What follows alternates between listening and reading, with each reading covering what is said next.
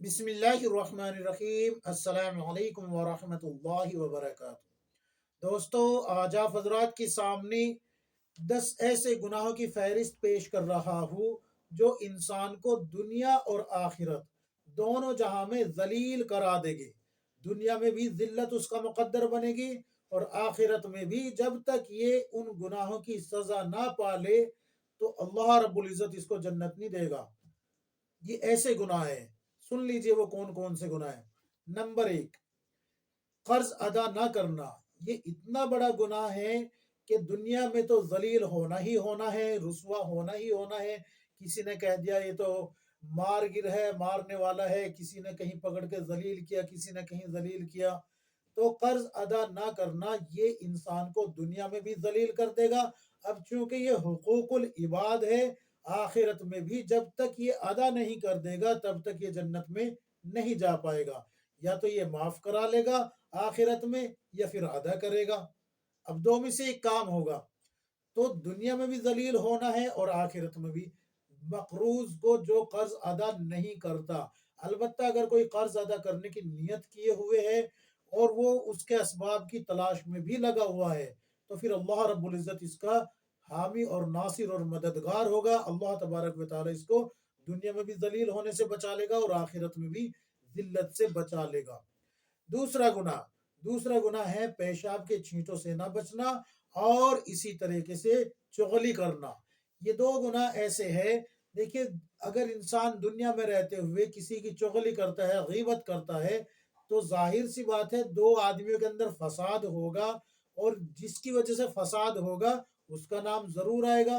तो ये बदनाम भी होगा, जलील भी होगा, लोगों की नजरों में गिर भी जाएगा और कब्र के अंदर भी अजाब होगा। अल्लाह के रसूल सल्लल्लाहु अलैहि वसल्लम की हदीस है, सही हदीस है, बिल्कुल कोई रावी ज़ईफ नहीं है, बिल्कुल सही हदीस है। अल्लाह के रसूल सल्लल्लाहु अलैहि वसल्लम का दो कब्रों पे गुजर हुआ तो पूछा इस ये किसकी कब्र है। अल्लाह के रसूल सल्लल्लाहु अलैहि वसल्लम को बताया गया कि फला बिन फला की कब्र है। अल्लाह के रसूल ने फरमाया कि इन दोनों कब्र वालों को अजाब हो रहा है और किसी ऐसे गुनाह की वजह से नहीं कि जिससे बच नहीं सकते थे, बच सकते थे लेकिन नहीं बचे। एक पेशाब के छींटों से नहीं बचा और दूसरा चुगली और गीबत में मुबतला था।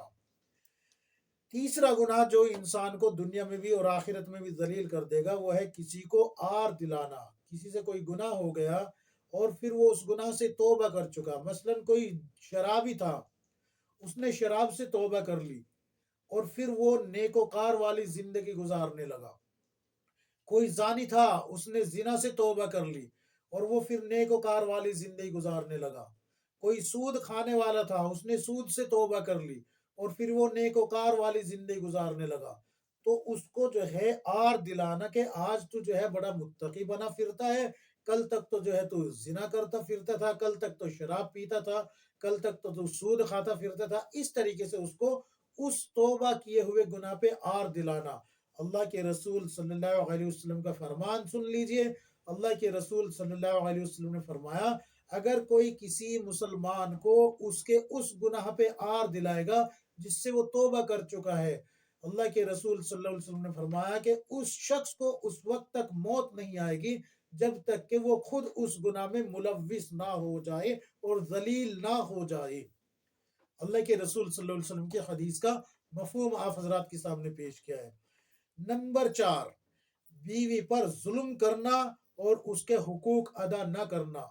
ये ऐसा गुनाह है जो आपको माशरे में भी जलील करेगा और आखिरत में भी हुकूकुल इबाद को बर्बाद करने की वजह से बीवी आपका दामन पकड़ के वहां खड़ी हो जाएगी कि अल्लाह इसने मेरे हक अदा नहीं किए इसलिए इससे मेरे हक दिलवा दीजिए। तो ये दुनिया में भी जिल्लत का सबब बनना है। बीवी के हुकूक ना अदा करने वाला, उसके ऊपर जुल्म और तशद्दुद करने वाला और आखिरत में भी। अलबत्ता अगर बीवी के अंदर कोई कमी और खामी पाई जाती है तो अल्लाह के रसूल सल्लल्लाहु अलैहि वसल्लम का फरमान सुन लीजिए। अल्लाह के नबी सल्लल्लाहु अलैहि वसल्लम ने फरमाया कि औरत को टेढ़ी पसली से पैदा किया गया है। अगर इससे फायदा उठाना है तो इसके टेढ़ेपन के साथ फायदा उठा लीजिए। लेकिन अगर ये किसी गुनाह में मुलव्विस है, गुनाह कर रही है और बाज नहीं आ रही, तो अल्लाह के रसूल सल्लल्लाहु अलैहि वसल्लम ने फरमाया कि पहले इसको मार लगाओ, ऐसी मार के हड्डी ना टूटे। पहले तो समझाओ, नहीं समझती तो फिर मार लगाओ, फिर भी नहीं समझती تو پھر اپنا بستر الگ کر لو، لیکن کمرہ چینج نہ کرو کہ اس کو کسی اور کمرے میں ڈال دو اور آپ کسی اور کمرے میں، نہیں نہیں نہیں، ایک ہی کمرہ ہو سکتا ہے کہ اللہ اس کا دل بدل دے اور وہ اپنے اس گناہ سے توبہ کر کے آپ سے بھی معافی مانگ لے۔ اگر تب بھی بات نہیں بنتی تو پھر قرآن نے طلاق کا آپشن رکھا ہے، طلاق دے دیجیے، یہ ہے حکم۔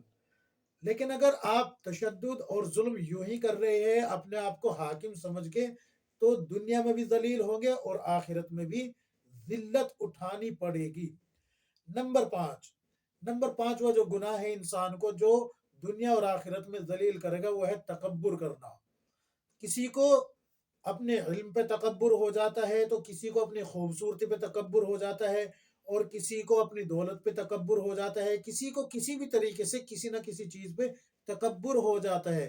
کئی عورتوں کو خوبصورتی پہ ہوتا ہے، تو کئی عورتوں کو اس پہ ہوتا ہے کہ میرا شوہر بڑا دولت مند ہے، عیش و عشرت کی زندگی گزار رہی ہے، گاڑیوں میں گھوم رہی ہے، وغیرہ وغیرہ، بہت ساری چیزیں ہیں تکبر کے تعلق سے۔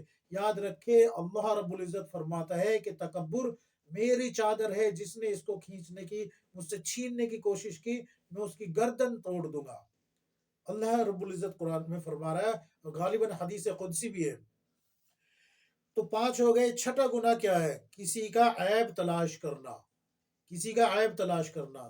سوچو آج آپ دوسرے کے عیب تلاش کر رہے ہو، اس کے عیبوں کو کھول رہے ہو، ظاہر کر رہے ہو۔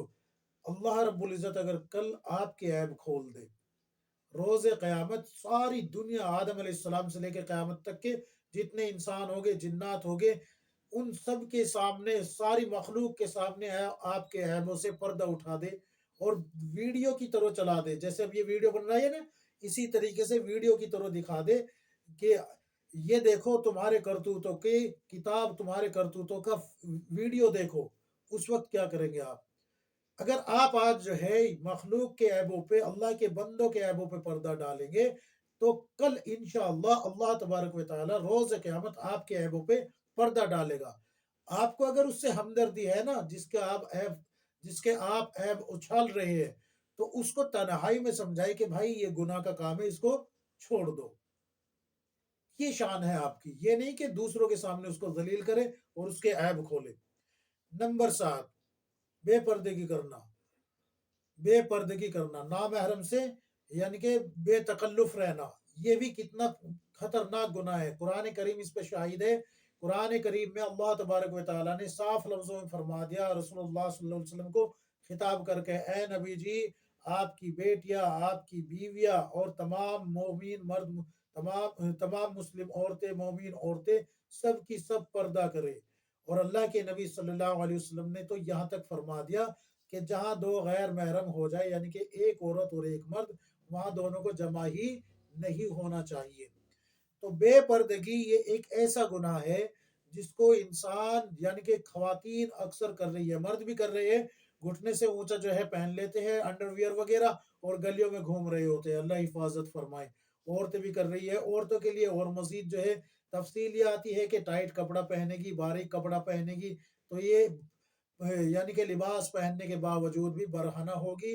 اور اللہ کے نبی صلی اللہ علیہ وسلم نے فرمایا کہ ایسی عورتیں جنت میں جانا تو دور کی بات، جنت کی خوشبو سے بھی محروم کر دی جائے گی۔ نمبر 8، ریاکاری کرنا۔ ریاکاری کرنا اور دھوکہ دینا، یہ ایک ایسا گناہ ہے جس میں آج انسان ملوث ہے زیادہ سے زیادہ۔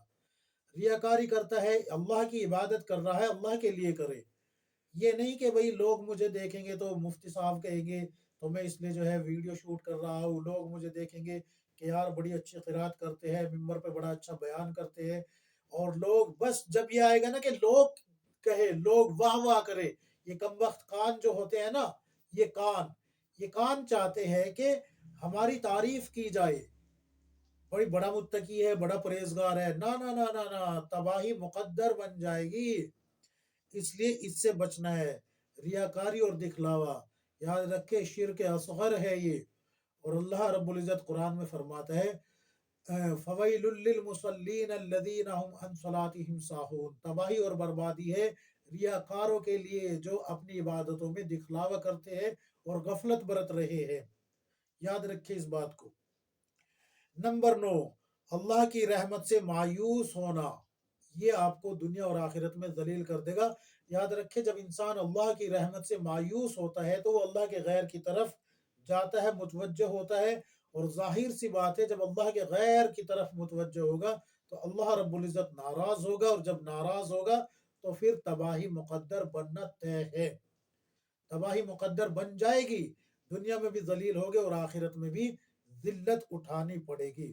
نمبر 10، کسی کو تانا دینا اور مذاق اڑانا، کسی کو تانا دینا اور مذاق اڑانا۔ کل ہم نے تمہاری مدد کی تھی، آج تم جو ہے بڑے سیٹ بنے پھرتے ہو، کل تک تو جو ہے ہم تمہیں کپڑے دیتے تھے پرانے، یہ لو بھائی ہمارے کپڑے پہن لو، آج نئے نئے کپڑے پہنے پھرتے ہو۔ یعنی کہ اس کے ماضی پہ جو ہے نا، جو اس کے ساتھ ماضی میں گزرا ہے اس کو جو ہے سامنے رکھ کے اس سے بات کرتے ہیں، اس کو ذلیل کرتے ہیں، یا پھر اس کا مذاق اڑاتے ہیں۔ او ہو آج تو جو ہے ایک آدمی کو دیکھا کہ بھائی مسجد نہیں آتا نماز پڑھنے کے لیے، وہ نماز پڑھنے آ گیا، او ہو یہ بارش اسی لیے آئی ہے آج۔ ہاں اس طریقے سے کہتے ہیں، اس کو تانا بھی دے رہے ہیں اور اس کا مذاق بھی اڑا رہے ہیں۔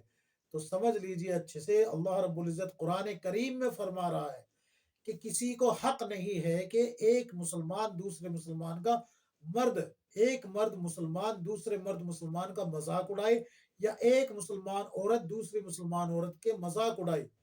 کیا پتا، اللہ رب العزت فرماتا ہے ہو سکتا ہے کہ تم سے زیادہ مرتبہ اللہ کے نزدیک ہو اس کا جس کا تم مذاق اڑا رہے ہو۔ اس لیے کسی کا نام نہ نکالے، کسی کے جو ہے نام جیسے الٹے سیدھے نکال دیتے نا، نام ہے عبد الغفار اور اس کو کہنے لگے کالو، نام ہے عبد الستار اس کو کہنے لگے ڈھولو۔ تو یہ اس طریقے کے نام ہے جس سے اس کو ایذا بھی پہنچتی ہے، تکلیف بھی پہنچتی ہے، اور اس طریقے سے اس کا مذاق بھی بنتا ہے، اور اس کو تان و تشن بھی نہ کرے، ورنہ دنیا اور آخرت دونوں جہاں میں ذلیل ہونا پڑے گا۔ یہ 10 باتیں میں نے آپ حضرات کے سامنے 10 ایسے گناہ گنوائے ہیں جو آج معاشرے کا حصہ ہو چکے ہیں۔ اگر آپ کر چکے ہیں تو توبہ کر لیجئے، جس کے ساتھ کیا ہے اس سے معافی مانگ لیجئے، مقروض ہے تو قرض ادائیگی کے راستے اور اسباب اختیار کیجئے اللہ سے مدد مانگتے ہوئے۔ اسی طریقے سے کسی کا دل دکھایا ہے، تکلیف دی ہے، اس سے بھی تو اس کے سامنے بھی معافی مانگے اور اللہ کے سامنے بھی توبہ کرے۔ امید ہے کہ آپ جو ہے ہم سب مل کے ان باتوں پہ عمل کریں گے اور اپنے آپ کو ان تمام گناہوں سے بچا کے رکھیں گے۔ اللہ تبارک و تعالی کتاب و سنت کے مطابق زندگی گزارنے کی توفیق عطا فرمائے، آمین یا رب العالمین۔